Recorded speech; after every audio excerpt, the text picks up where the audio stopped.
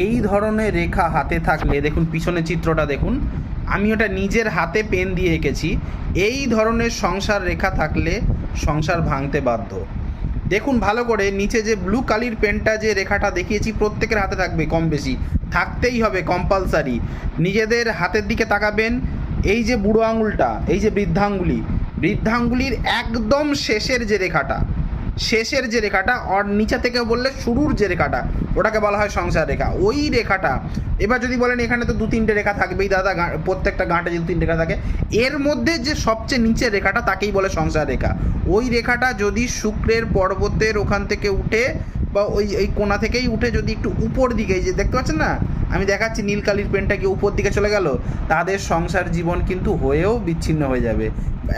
এক সময় যে ছোটোবেলা থেকে যে প্রেম ভালোবাসা করে এসেছিলো, যেই মানুষটাকে ভালোবেসেছিল, এক সময় সমস্ত ভালোবাসা নষ্ট।